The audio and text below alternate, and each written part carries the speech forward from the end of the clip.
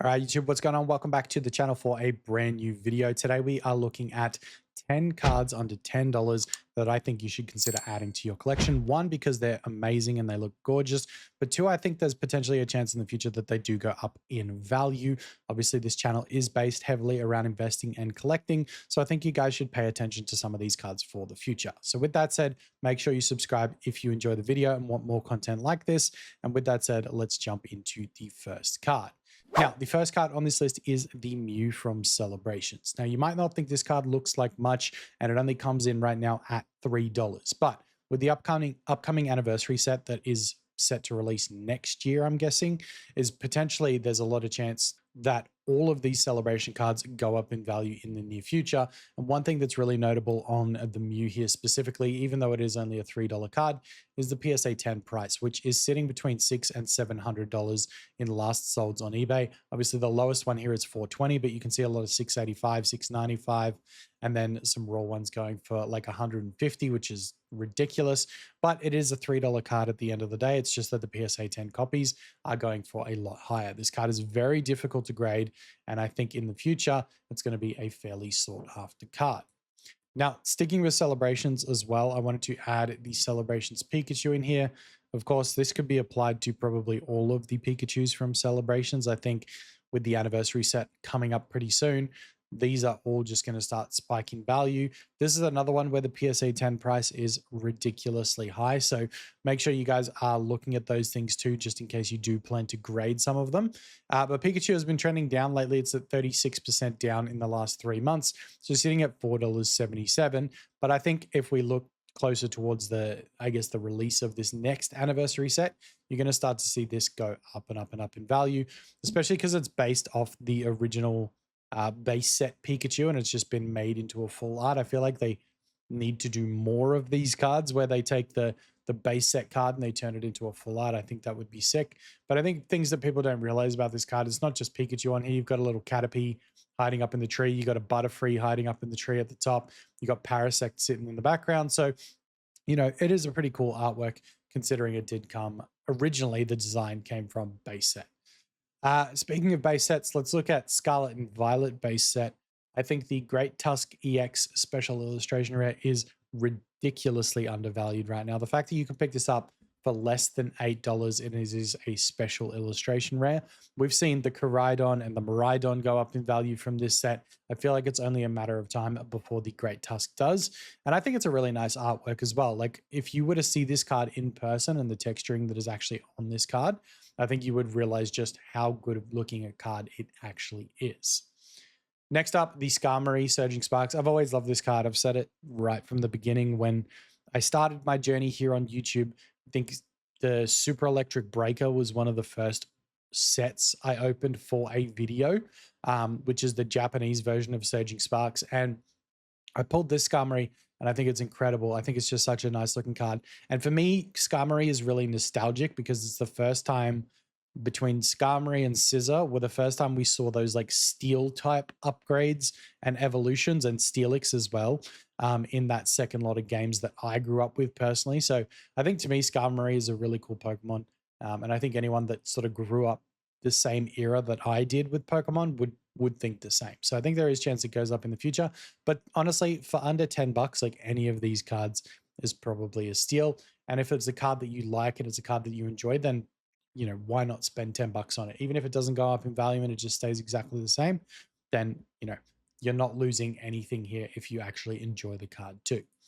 Another gorgeous artwork is the Zeraora from Stellar Crown. Now, this has no sentimental value to me like the previous cards that I was talking about.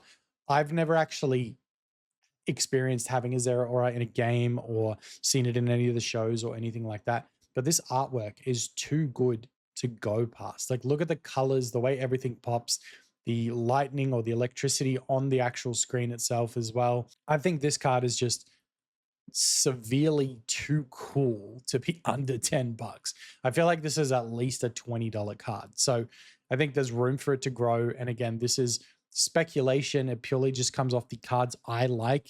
And look, if I'm being honest, a lot of the cards I like do tend to go up in value over time. I have seen that in my time in the hobby, but all of these cards, once they start to go out of print, should potentially see at least a little bit of an increase. If you guys watched my vendor POV recently, I actually talked to a young collector about this Infernape card specifically and how much I think it's underappreciated. Yes, it's $10.92. I'm sorry, the 92 cents, you're going to have to deal with it. Okay. But I think this Infernape card for a starter Pokemon, this is a really cool artwork that I don't think too many people are actually paying attention to right now. It's down 14% as of recently. It was like middle $12 card, but it's down sitting around $10 right now. And I'm sure you can pick it up for under $10 in certain places. But I think, going forward, anything that is a starter to me in my eyes is one of those things where I look back to the starter Pokemon when I was a kid, and then I think about these new Pokemon, and there is going to be a starter that every generation of people that watch Pokemon has as their starter set. So I grew up with, Squirtle, Charmander, and Bulbasaur. A group of people grew up with Cyndaquil, Totodile, and Chikorita, and so on and so forth. And I'm sure it's going to be exactly the same. And when you see these full evolutions, like Infernape, I think people are just going to one day look at it and go, oh man, I wish I picked up that Infernape card when it was $10. Now it's $60 or $80 or whatever it might be, 10 years time from now when we're looking back at it.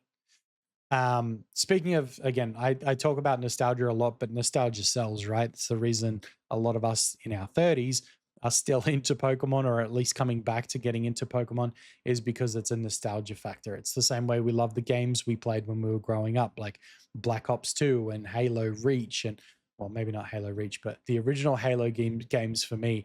I'm sure there is a generation that loved Halo Reach, but for me, it was the original 1 and 2. All of these games we grew up with, Need for Speed. It's the same with Pokemon, man. Like the Pokemon that we loved as a kid or saw on TV as a kid is what's, interesting and important to us now. I think 151 fits that category. And I could have put the whole of 151 on this list. I picked Mr. Mime because I think it's a little bit, neglected. He was sitting down there near the bottom of the value list for 151. But under $10, you had like the Caterpie, you had the Omanite, you had the Mr. Mime, you had a bunch of other cards under there. I could have taken really any of those and put them in this place as well, but I just put the Mr. Mime to kind of keep the list a little bit more diverse. But again, this one is trending upwards right now, as is most of 151. So if you want to pick it up under $10, now is probably the time to do it. If not, pretty soon in the near future. But yeah, $7.30 right now for Mr. Mime. Next up, Houndour from Obsidian Flames. Now, in the beginning, people hated Obsidian Flames, right? Small set, easy pull rates, not a lot of like crazy hits other than like the Charizard. But as time has gone on, people have started to like Obsidian Flames more and more, and the product is becoming increasingly difficult to actually attain. And you look at like the Charmander promo card, for example, I was selling them last weekend for 120 Australian dollars, 130 Australian dollars at the card show that I was vending. So I remember when I got that ETB maybe 9 months ago, I got it on sale at a Toy World for like $65 Australian. So like 40 US dollars, 45 US dollars, ridiculously cheap. And I just hung on to the promo card because it was sick and I liked it. And then over time, it just went up, as did all of Obsidian Flames. The booster box prices are up. The ETB box prices are up. A lot of the singles cards are going up. You can even see here the Houndour, even though it's only $7.80, it is on its way up, potentially because of a buyout that happened right here. But when the whole set value is starting to go up, there is a chance that more people are just paying attention to Obsidian Flames now. I think this is a buyout, though. I think there's too many copies sold here. So it may come down a little bit, maybe down to $6-7 from the $7.80 where it is now, and then potentially there's a chance that it does go up again in the future. But I like it. I think it's super cute. Anyone that's an animal lover or a dog lover, this is a really cute card of all the Houndours eating their fruit or having a nap or just being animals. So I think it's a good one. Silver Tempest, I think the Lugia V, obviously not the big Lugia V, but I really love this card. This was one of the first cards when I was getting back into the hobby that was actually gifted to me by a friend of mine. So Josh, shout out to you for gifting me the Japanese Lugia V. I then later on went to pull the English version of this card out of a pack of Silver Tempest. So I think I have a bit of a soft spot for this card, as well as just loving Lugia, as so many people do. $7.44 for this one right now. Again, up 80% in the last 3 months.